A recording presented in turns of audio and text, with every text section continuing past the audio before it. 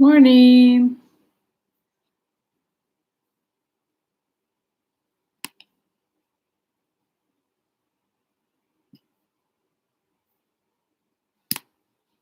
Good morning. Good morning.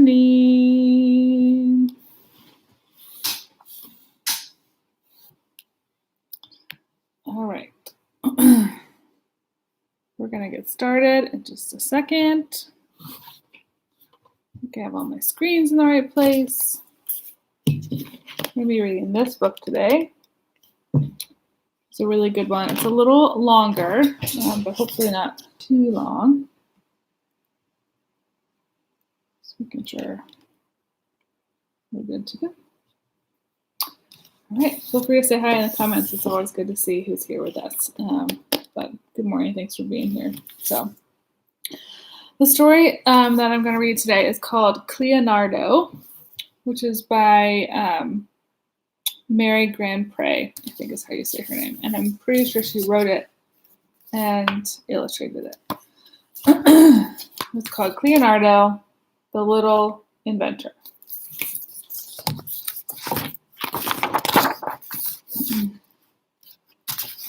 It's kind of an opening picture. The house on a hill. Hi, Naomi. Hi, Zoe and Reagan. Thank you for saying hi, guys. It's great to hear you. I see you. Okay. Gianardo's workshop was built on top of his house, which is built on top of a hill at the foot of the mountains. Like his parents and grandparents and great-greats before him, Gianardo was an inventor. He hammered and welded metals of all kinds to build his big inventions for the little town where he lived with his father, Leonardo, and his daughter, Cleonardo Wren. So here's a picture of their workshop. Here you can see him inventing, hammering away.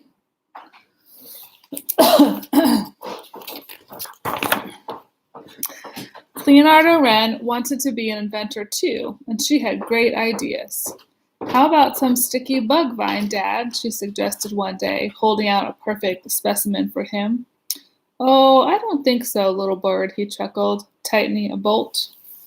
Here's main character, Cleonardo, suggesting to her dad that he should use this vine. And he's like, no, I'm good. Thanks, though.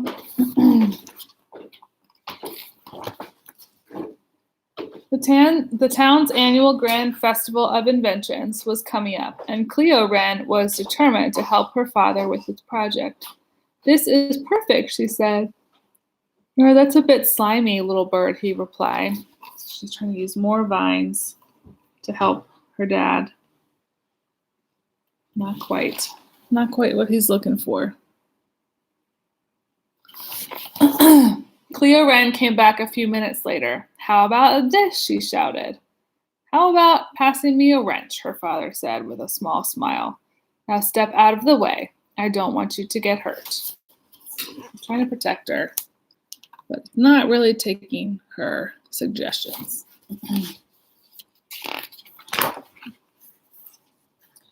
So Cleo Wren decided to make something of her own for the festival. The forest was full of treasures, from golden goo bamboo and tacky termite twine to poofy cloud feathers and glitter-winged butterflies. With Grandpa Leo's help, she cleaned off a large fallen tree for her work table. Her grandpa then gave her one of his favorite tools, a twisty, wooden-handled awl. So there we have Cleo in the forest deciding to make an invention. And on this side, we have her grandpa, Leo, helping her to set up her workshop. And see, it says top secret on the side. There's lanterns, all kinds of cool stuff. Finally, Cleo Wren held a wondrous creation in her hands. A tiny whirligig. It had a fine propeller made of fallen dragonfly wings. She pulled the tangled stem to see what would happen. Would it fly? The whirligig danced and spun in the air until it bounced off a branch and back onto her work table, sputtering and unharmed. Cleo Wren couldn't wait to show her father. So there's the whirligig. Can we see that? And then here's kind of the rest of that setting. I think these illustrations are so cool. Oh, what a sweet little toy, Grandpa exclaimed. Sweet? Toy? Cleo Wren thought her father's inventions were big, important. She would have to do better. Your father will be over the moon when he sees this, her grandpa went on. The moon, Cleo Wren cheered. That's it. She tucked the tiny whirligig into her shirt pocket and reached for a stick to sketch her idea. There's Grandpa telling her that it's cute. And then here she is with a stick sketching out her next idea. Something about the moon. Back home, Gianardo sat at his work table, missing his sweet daughter by his side. Without his little bird, the festival didn't seem very important.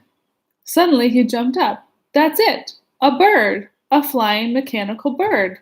My little Wren will love it as much as the judges, and then she'll come back to my workshop. There's his workshop there. And now he's sketching a design for this giant mechanical bird.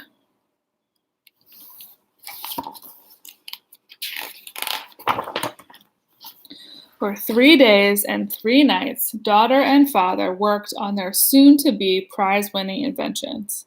She twisted, twirled, perched, and puffed. He hammered, honed, wired, and welded. So there's Cleo. And here's her dad.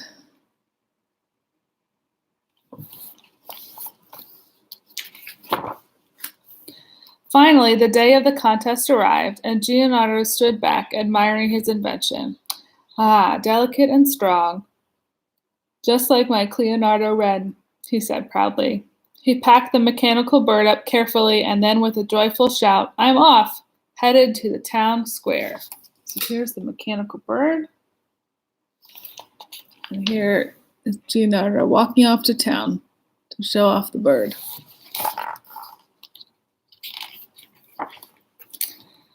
Ah, yes, big and perfect, just like one of Dad's inventions, Cleo Wren whispered.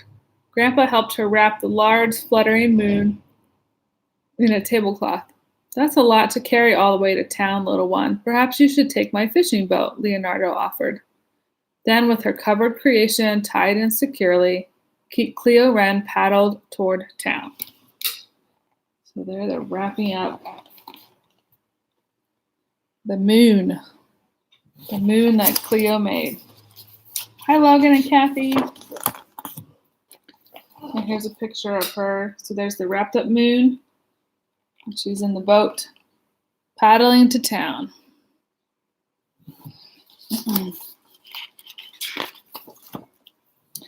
Cleo Wren was amazed by all that she saw at the town square. Inventions of every kind, on wheels, in cages, brightly painted and elegantly gilded. Her stomach fluttered. Would her moon even float? Was it good enough? Important enough? Big enough? After a moment, the mayor began to call our names. First contestant, he bellowed, Gianardo. And so here she is looking at all these inventions. And she's a little nervous, right?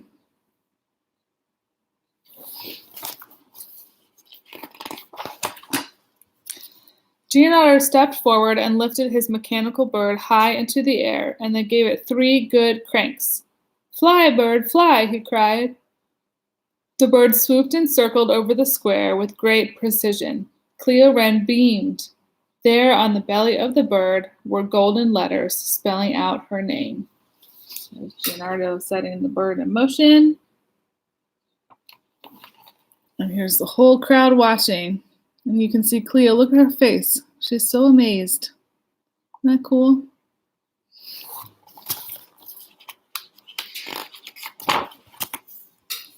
But suddenly a gust of wind caught one wing and sent the metal bird wobbling off course. It began to swerve and spin out of control and seemed to be heading straight for the mayor himself. "No, bird, fly, fly," called Gianardo. Everyone seemed frozen in fear. Everyone but Cleo Wren. Instinctively, she unleashed her invention out into the cool mountain breezes. If only she could get it between the bird and the mayor. Gianardo is watching, pretty scared about the mayor. There's a bird. And look, Cleo's letting her moon go.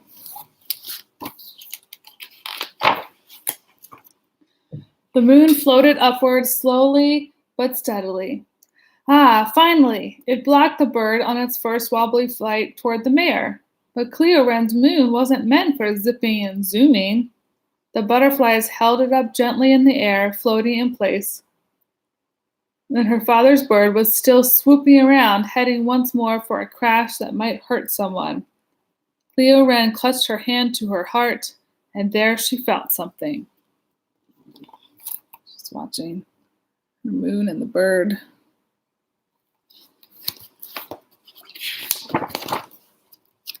The tiny whirligig. Without a second thought, she wound it as fast and as tight as she could. She took careful aim, and up, up, up it zoomed like a spiky-tailed armored beetle. Let the whirligig go. And that whirligig was zooming up there.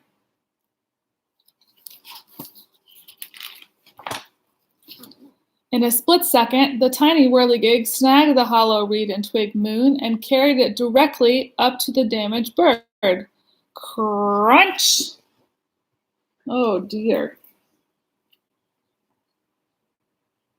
It's a lot going on. I wonder what happens next.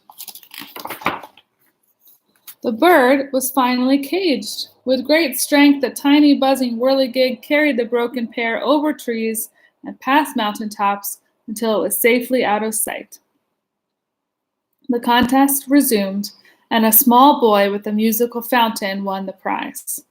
"Sorry about your bird, Dad," said Cleo Wren.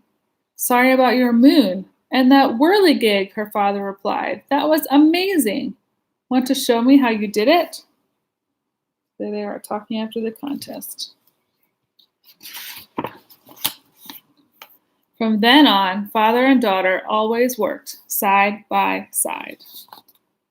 Look at all the inventions they're building together.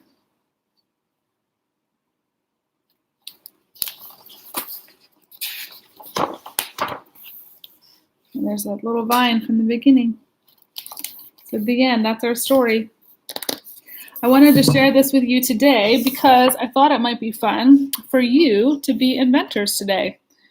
Do you remember how Cleo took lots of other things and made them into something new? And so I'm wondering if you have cardboard around your house, or rubber bands, or cotton balls, or anything kind of unusual that you might put together and make an invention. Maybe it's a bird, or a big moon, or a whirligig, or some other thing that would be really cool to show your grown-ups and show other people. So have some fun today. Make something new. I'll see you guys tomorrow at 9:30 for another story. Have a good rest of your day. Love you all lots and lots, okay? Bye.